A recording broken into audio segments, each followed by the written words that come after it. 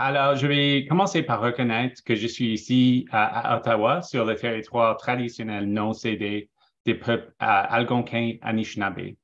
Les Algonquins vivent sur ce territoire depuis des temps immémoriaux et je vous encourage tous à reconnaître le territoire sur lequel vous vous trouvez également.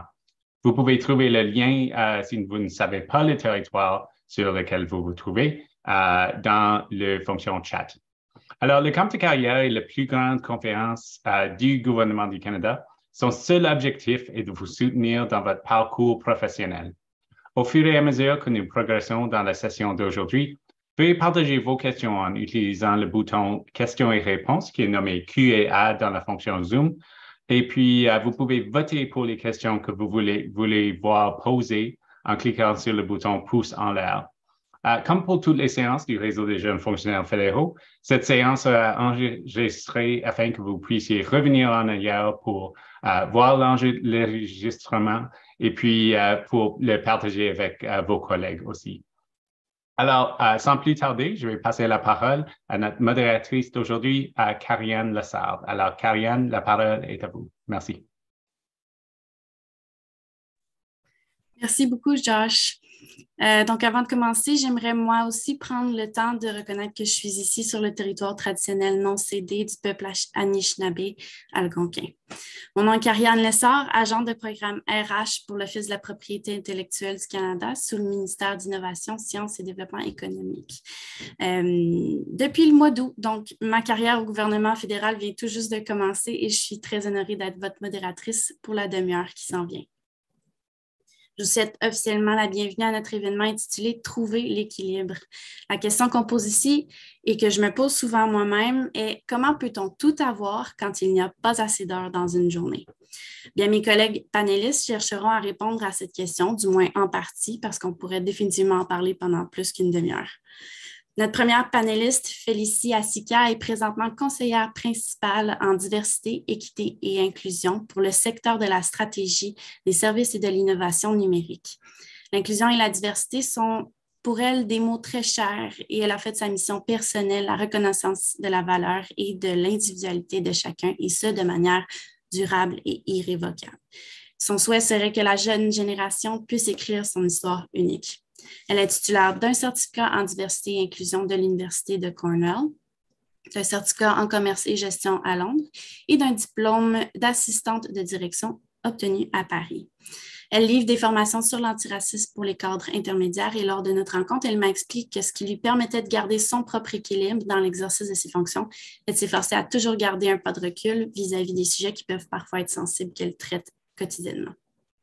Notre deuxième panéliste, Aïssatou Keïta, quant à elle, m'a confié que la clé de son succès était l'organisation sans faille de son temps. En effet, au cours des 5 dernières années, elle a collaboré et uni ses forces à celles d'organisations internationales dans les domaines du développement organisationnel, des ressources humaines et de la durabilité pour inspirer la croissance des organisations. Tout ça en promouvant la sensibilité culturelle, la diversité et l'inclusion.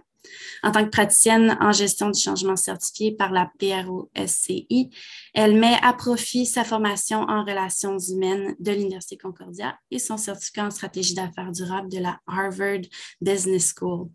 Et vous verrez qu'en plus de tout ça, Aïssatou porte plusieurs chapeaux. Mais avant que nous posions toutes les questions qui nous brûlent les lèvres à ces femmes d'exception, nous avons nous-mêmes quelques questions à vous poser. Peut-on lancer les merci? Donc, travaillez-vous plus d'heures que celles pour lesquelles vous êtes techniquement payé? Vos choix de réponse, oui, non, je n'en tiens pas compte. Je sais que pour ma part, moi, ça aurait probablement été je n'en tiens pas compte il y a quelques années. Deuxième question, avez-vous l'impression qu'il n'y a pas assez d'heures dans une journée pour être au mieux de votre forme au travail et sur le plan personnel? Vos choix de réponse, oui, aidez-moi. Oui, tout le monde se sent comme ça. Ou non, je pourrais enseigner cette session. Si votre réponse est la dernière, j'ai besoin de vos conseils.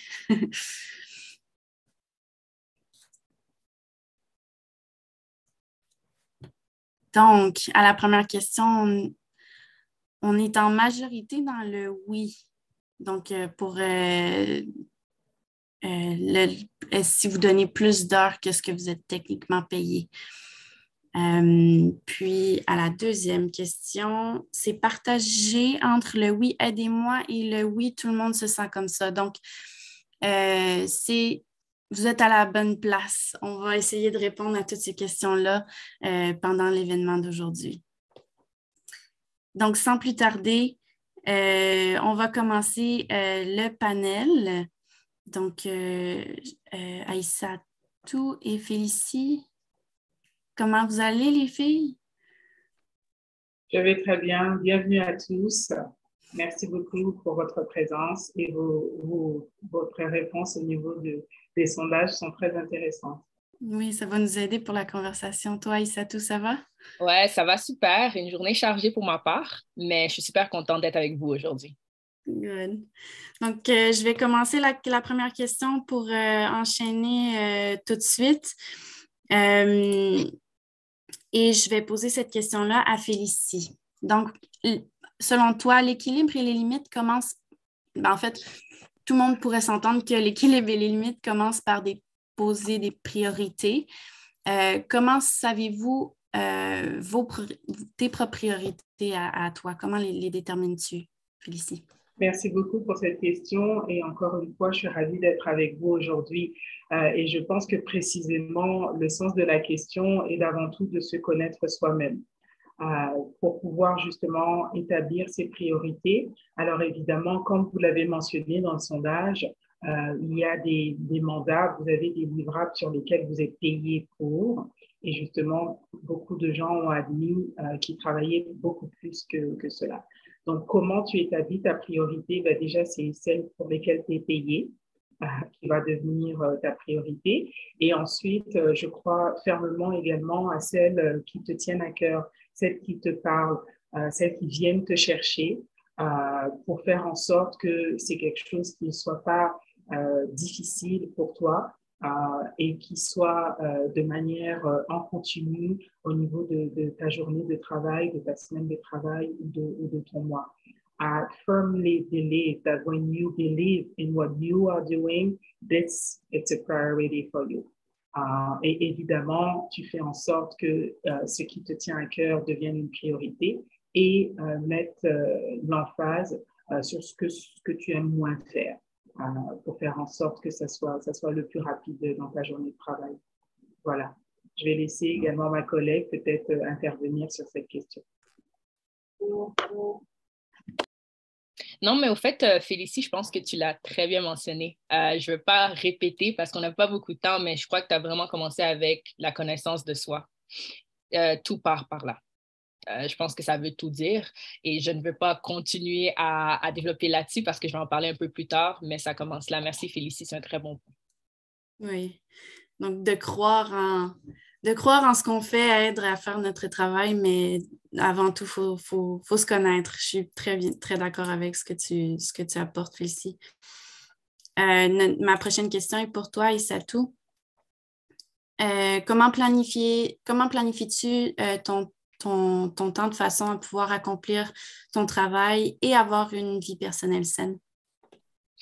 C'est une très belle question et encore une fois, merci de me permettre d'y répondre. Donc, je vais répondre vraiment très rapidement. Moi, je suis très pragmatique, très straight to the point. Donc, moi, j'ai masterisé l'art de la gestion du temps.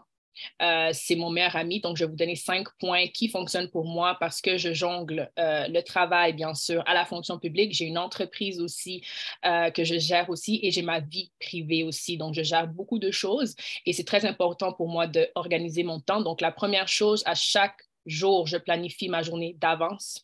Je sais que ça sonne comme si on est à l'école, mais tu n'as pas le choix. Donc, à chaque jour, le soir, je prends 15 minutes, je me fixe des petits objectifs pour la journée du lendemain et je m'assure de tous les accomplir. Faites pas des gros objectifs parce que ça ne va pas fonctionner. Vraiment des tout petits objectifs très simples. Par exemple, faire le changement d'huile du véhicule. Très simple, OK? N'allez pas très, très loin. Deuxième chose, je priorise et j'organise. Pourquoi c'est très important de prioriser? Parce que des fois, il y a certains objectifs que tu penses que c'est pressant maintenant, mais en théorie, tu peux attendre 3 semaines. Je suis sûre que ça peut attendre.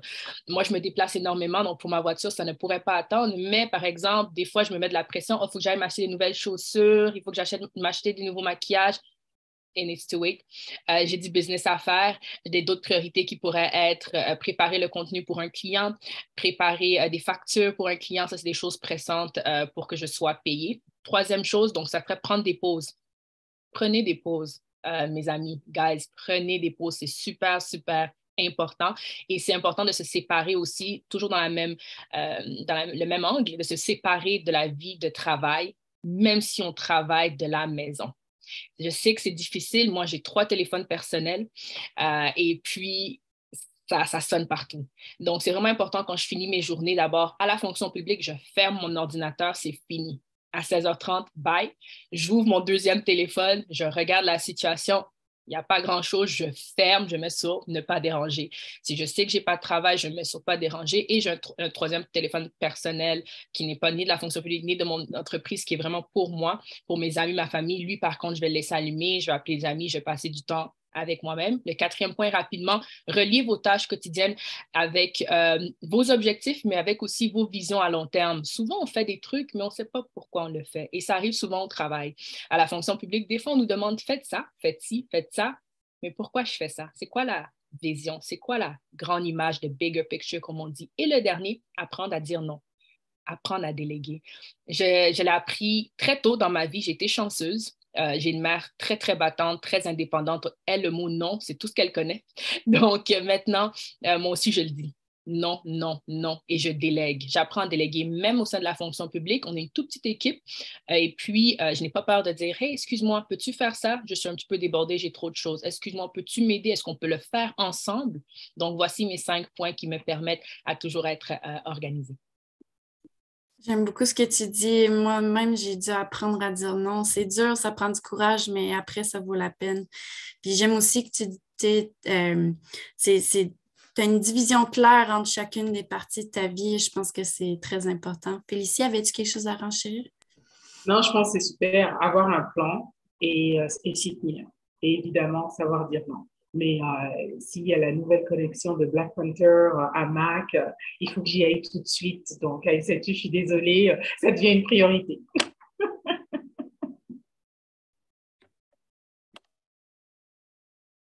La prochaine question est à toi, Félicie.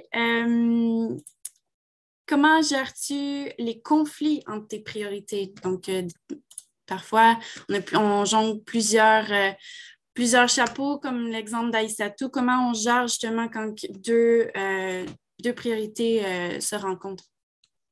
Donc, effectivement, c'est une super question parce que ça dépend également à quel moment de ta carrière tu es. Quand tu viens de commencer à la fonction publique, c'est difficile pour toi de gérer, déjà d'établir tes priorités et ensuite de gérer un conflit parce que si c'est ton boss qui te l'a demandé, ben c'est comme ça devient toujours une priorité. Quand tu es un peu plus mature sur ton poste et que tu es plus à même de faire ton plan et justement ce que Aïssa a mentionné, à savoir ton plan de carrière, pourquoi tu le fais et quand tu le fais, ben là, les conflits deviennent de moins en moins présents parce que clairement, les priorités s'affichent finalement très facilement. Donc, quand tu as un conflit de priorité, mais pour moi, c'est vraiment de se demander exactement quel est l'objectif de cette priorité. Pourquoi déjà tu l'as mis en priorité? Et ensuite, la réponse à cette question va te permettre de gérer ce conflit. Si c'est une demande qui vient de ton boss, que tu viennes de commencer à la fonction publique, que tu aies 5 ans ou que tu sois expérimenté tu comprends que c'est une demande du sous-ministre, il faut que ça soit fait maintenant. Donc, si c'est en conflit avec une autre tâche que ton collègue t'avait demandé ou qu'une autre équipe t'avait demandé sur un projet ad hoc, ben évidemment, il y a plus de conflit. La demande du sous-ministre passe en avant.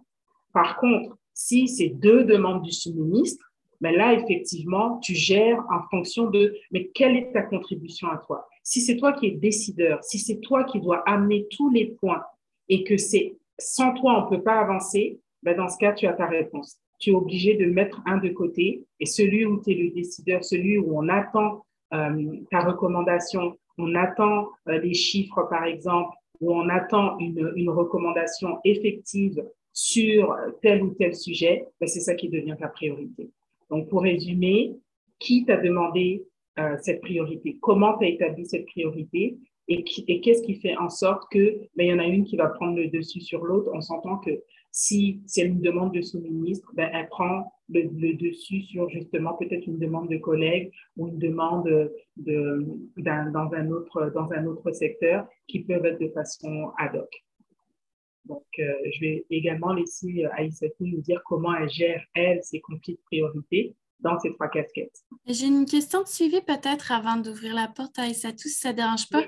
Puis, Oui. parce que c'est des super de bons conseils pour au travail, mais qu'est-ce que tu dirais de quand on a une priorité qui est pour nous hyper importante au niveau personnel, puis qu'elle entre en conflit avec le travail? Est-ce que tu as des trucs pour gérer ces conflits-là? Alors, pour moi, c'est très important de justement pas les voir comme un conflit. Parce que si c'est une date avec mon chéri, ça prend le dessus surtout, que ce soit une demande du sous-ministre, parce que justement, c'est ma priorité, ma famille, ma vie personnelle. Donc là, il n'y en a pas de conflit. S'il faut que je me rende à la gym, dans ce cas, j'essaie d'aller à mon cours de Zumba parce que justement, c'est moins conflictuel. Soit j'ai un coaching en jugement ou pour pouvoir développer une caractéristique. Mais de l'autre côté, j'ai mon cours de Zumba que j'apprécie. Dans ce cas, encore une fois, là, il n'y en a pas de conflit. Je vais aller vers ce que j'aime le plus et je vais m'assurer de faire mon coaching. Mais personnellement, je vais aller là où ça me tente, là. Et donc, c'est ça. Si c'est une date avec mon chéri, tout prend le bord, là. Et puis, on s'entend que je pense avoir la même mère que toi, Issatou. Et puis, ben, si elle dit quelque chose, ben, ça devient la priorité. Et donc, il n'y en a plus de conflit. Donc, voilà. J'espère que j'ai répondu à ta question. Ben oui, puis je pense que c'est juste d'être clair avec les différents parties impliquées. C'est quand le moment, c'est quand c'est pas le moment de travailler. Aïssatou, est-ce que tu as quelque chose à dire? Je vais rajouter 2 petits points. C'est bien d'avoir des priorités, de prioriser, de s'organiser, mais c'est bien d'avoir des limites saines, des boundaries très, très solides. Parce que ce qui arrive, c'est que en tant que jeune fonctionnaire qui est dans la fonction publique, ça ne fait pas trop longtemps non plus, c'est très important que lorsque tu discutes avec, que ce soit la membre de la gestion, le membre de la haute gestion, qui comprennent que tu as des limites très claires entre ta vie privée, ta vie personnelle, tes priorités en tant que personne faisant partie d'une famille X, Y, Z et ton travail. Moi, je le fais comprendre très, très tôt, sans rentrer dans les détails, que moi, j'ai une vie privée à laquelle je tiens énormément et il n'y a pas de double jeu. Donc, si je dois m'absenter, par exemple, papa, maman ont des besoins, des soucis, je disparais, je n'essaie pas de comprendre le pourquoi du comment, parce qu'à la fin de la journée, s'il y a une chose que j'ai compris et qu'on a peut-être tous compris suite à la pandémie, c'est que notre cocon familial, nos amis, notre vie privée est très importante. D'accord. Je vais passer à la dernière question avant qu'on passe aux questions du public. Et avant qu'on passe à la dernière question, donc, j'aimerais simplement avertir qu'on va aborder des questions de santé mentale. Donc, j'inviterai à l'équipe technique de partager avec vous via la fonction de discussion instantanée des liens vers des ressources qui sont à votre disposition en cas de besoin. Si vous vous reconnaissez dans ce qu'on va aborder prochainement, n'hésitez pas à faire appel à de l'aide. Donc, Aïssatou, comment fais-tu le point lorsque tu constates que tu vis un déséquilibre? Non, c'est une très, très bonne question et je vais essayer vraiment de la répondre tout en restant positive parce que ce n'est pas nécessairement facile. Mais pour ma part, moi, je commence à avoir des signes de déséquilibre dans ma vie lorsque mon physique commence à être affecté. Donc, je commence à avoir des maux de mal de tête inexpliqués, des signes que je n'avais pas nécessairement avant, des maux de dos, de l'insomnie sur plusieurs jours, pas d'appétit. Et ça m'est arrivé récemment, j'ai eu une situation comme ça et c'est même pas moi qui me suis rendu compte de ça, c'est quelqu'un d'autre dans ma famille qui a dit « Ouh, tu perds du poids ». Et déjà, je suis quelqu'un de très mince à la base et la personne a dit « Tu es en train de perdre du poids ». Donc, c'est vraiment d'avoir le courage de reconnaître que quelque chose ne va pas et c'est pas nécessairement facile. On a dû me le dire plusieurs fois pour que je me dise « Wow, il y a quelque chose qui ne va pas ». C'est apprendre à connaître son corps, apprendre à reconnaître les signes qui te font comprendre que ça ne va pas et il faut aller demander de l'aide parce que clairement, tu n'as pas nécessairement les outils nécessaires. C'est possible d'avoir un corps qui se régularise assez seul. Tu es quelqu'un qui est capable de te medicate. Tu es capable de vraiment, il y a des gens qui sont capables avec un recul, de la lecture, de la méditation, du yoga, de pilates, du gym pour trouver cet équilibre. Mais dans certains cas, pour ma part, quand je suis arrivée à un certain niveau, j'ai dû aller demander de l'aide, aller voir quelqu'un et en discuter.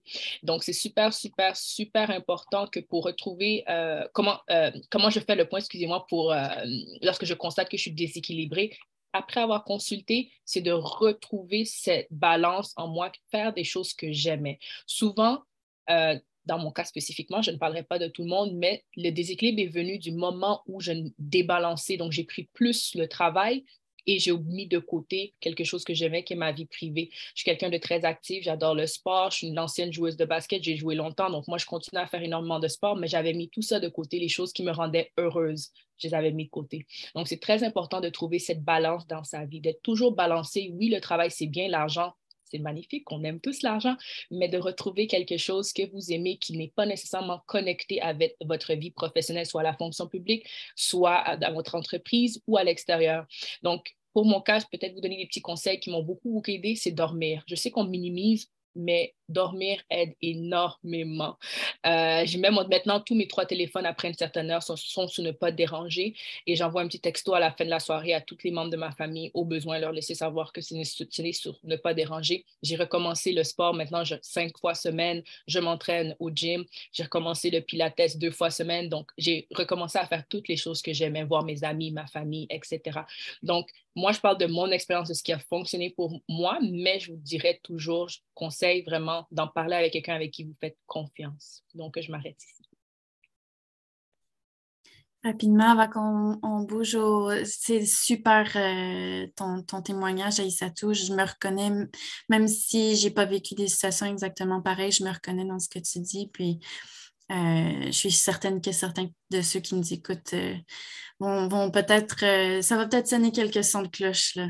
Félicie, est-ce que tu avais quelque chose à renchérir avant qu'on passe au... Je pense que, merci, je pense qu'Aïssatou, tu dis be kind to yourself. Soyez indulgent avec vous-même et n'hésitez pas, comme ma collègue vient de vous dire, d'aller chercher de l'aide quand ça ne va pas. Et surtout, faites les choses que vous aimez. Parce qu'il n'y a rien de plus précieux finalement et ça doit être votre priorité numéro 1. Tellement une belle manière de finir le panel officiel, mais on a encore les questions du public, donc je vais bouger aux questions du Q&A. Donc, un petit rappel, si vous voulez nous envoyer vos questions, tout simplement utiliser la fonction Q&A dans le bas de l'écran. J'ai déjà quelques questions qui ont été posées au cours de la séance.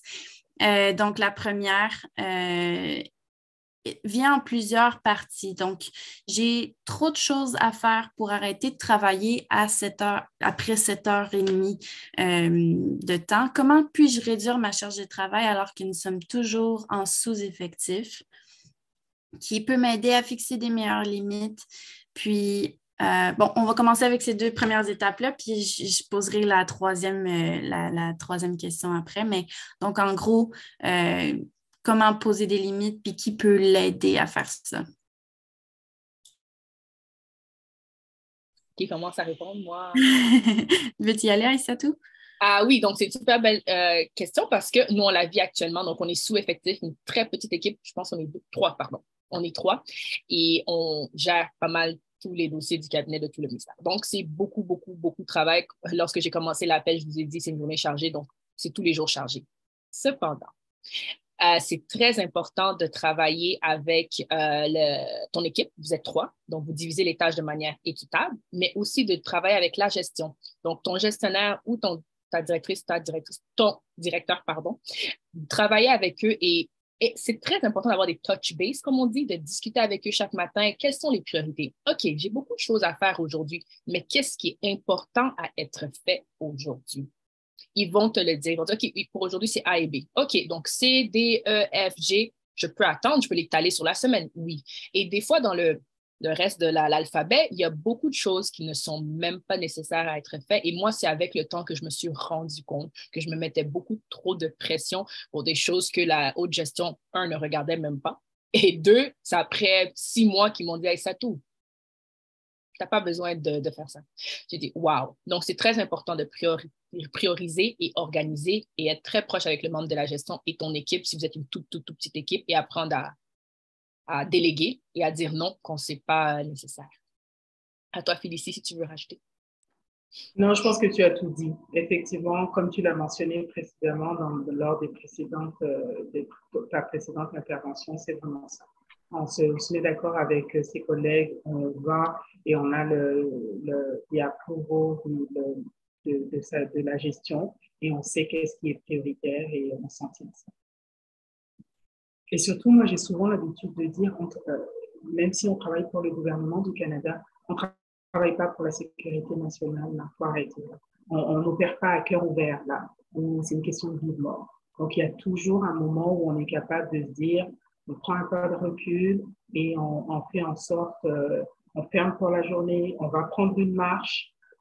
Ça aussi, c'est des bons moyens pour se revitaliser et se rendre compte qu'il n'y avait pas de feu. Ouais. Est-ce que, vite comme ça, est-ce qu'il y a des ressources ou des cours ou des livres que vous connaissez qui vous ont aidé à trouver des conseils ou des tips, des conseils? Ouais, conseils. Là, quand tu me dis ça, je pense au livre de Michelle Obama parce qu'elle expliquait très bien qu'elle était hyper compétitive et puis qu'elle était vraiment le checkbox là, à Becoming, là, vous voyez son évolution, etc. Et puis qu'à un moment donné, elle s'est rendue compte que Michelle, personne ne t'a demandé de faire tout ça, là, en tout cas pas maintenant. Et donc, elle a pris le temps de revenir en fait à ce qui lui plaisait vraiment, à ses valeurs, à ce qui lui faisait plaisir. Et ensuite, les choses se sont décantées de lui. Donc, Michelle Obama, Becoming. Et pour ma part, rapidement, je ne vais même pas faire trop la promotion des livres, surtout quand c'est des événements de la fonction publique, mais il y a un livre qui m'a beaucoup marqué quand je l'ai lu. C'est, excusez-moi du titre, le titre est très agressant, mais c'est The Subtle Art of Not Giving a F. Lisez ce livre-là. D'accord? Et vous allez comprendre. Et moi, je suis très blunt, je suis très crue dans beaucoup de choses que je fais parce que si tu te laisses, ils vont t'attraper et ils vont vraiment te tirer. Donc, c'est très important. All jokes aside, hein, revenons à être concentrés. Donc, lisez ce livre-là. Il y a d'autres livres aussi que moi, j'ai une bibliothèque ici, mais c'est super important d'apprendre à dire non. Je sais que pour beaucoup de personnes, c'est quelque chose qui ne peut pas exister. Non, comment je peux dire non, moi, gestionnaire? Mais il y a une façon et je ne pense pas que j'ai le temps de vous apprendre parce qu'il reste 2 minutes. Ouais. On va peut-être passer à la prochaine question la plus populaire avant de terminer. Donc, est-ce que vous avez des trucs je vais la lire tout simplement. Des trucs pour ne pas travailler des heures de plus alors que le service aux employés, les RH et les objectifs sont prioritaires au service hors des heures de travail. La tâche augmente et le lendemain, la tâche augmente exponentiellement. Donc, je pense que c'est l'idée que si je laisse des choses de côté, il y en a toujours qui se rajoutent, puis ça devient toujours plus gros. Je sais qu'on a déjà parlé de mettre des priorités, mais je suis un peu d'accord sur le fait que un moment donné, ça s'empile, puis on voit plus la lumière au bout du tunnel. Est-ce que ça vous est déjà arrivé? Puis comment vous vous sortez de ce genre de situation-là? Non, c'est super. Félicie, tu veux répondre ou tu veux que je commence? Tu peux commencer. Vas-y, je t'en prie. Oui, ça m'est déjà arrivé de ne pas voir la lumière au bout du tunnel, mais je voyais des étincelles, donc ça passe. Hein? Pour ma part, j'ai travaillé en ressources humaines. Donc, c'est une très bonne question parce que je sais exactement ce que cette personne veut dire. J'ai travaillé pendant 6 mois and I was like, what the... Voilà le reste. Donc, tout à fait. Quand tu fermes à 16h30, le lendemain, tu commences à 8h et ça n'a aucun bon sens. Donc, ce que j'ai commencé à faire, c'est vraiment aller voir ma gestionnaire dans le temps et je lui ai dit, il faut qu'on trouve une manière de gérer ça. Elle m'a dit, qu'est-ce que tu proposes? J'ai dit, toutes les demandes en tout cas, j'ai proposé quelque chose. On est arrivé avec une attente. Elle a dit, OK, wow, ça, c'est une bonne façon de gérer. Donc, toutes les demandes qui sont envoyées durant la soirée, on regarde leur date parce qu'ils ont, dépendamment de qu'est-ce que tu fais en ressources humaines. Des fois, certaines demandes ont dépendamment des dates de dotation, staffing, tout ça. En tout cas, ça dépend qu'est-ce que tu fais, mais il y a des dates des fois. Et nous, on priorisait selon les dates. Fait que oui, ça arrivait qu'à la fin du mois, on avait un peu plus de travail à faire, mais après 6 mois, les 3 derniers mois que j'ai fait, on travaillait plus overtime. Comme on avait trouvé une manière de travailler ensemble où on ne parle plus rien. Donc, je comprends ce que la personne vit parce que je l'ai vécu pendant 6 mois, mais il y a une façon de work around it. Oui. Donc, c'est ça. Je pense qu'il est déjà midi. Comme je disais en introduction, ça passe vite, une demi-heure. C'est un sujet qui pourrait être traité de long en large. Je vous remercie énormément, Félicie et Aïssatou, de vous être prêtés au jeu. Dans le fond, pour terminer, vous, les participants, vous êtes une mine de connaissances. J'ai appris beaucoup aujourd'hui. En fait, les panélistes, vous êtes une mine de connaissances. J'ai appris beaucoup aujourd'hui.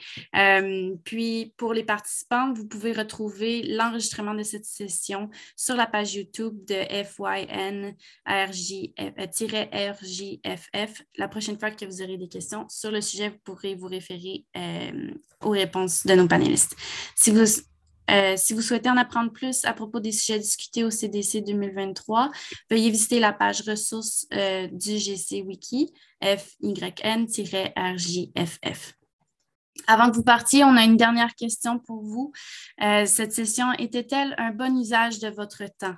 Réponse oui, non, je ne sais pas. Merci beaucoup de prendre le temps de répondre à ce sondage et merci énormément d'avoir été présent aujourd'hui.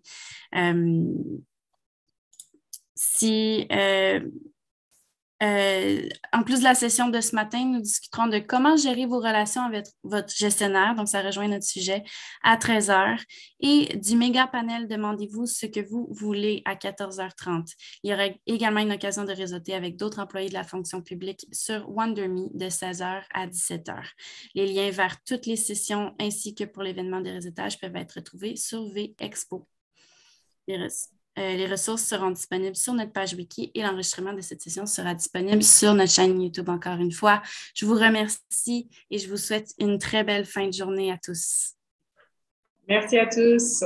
Merci, au revoir. Au revoir.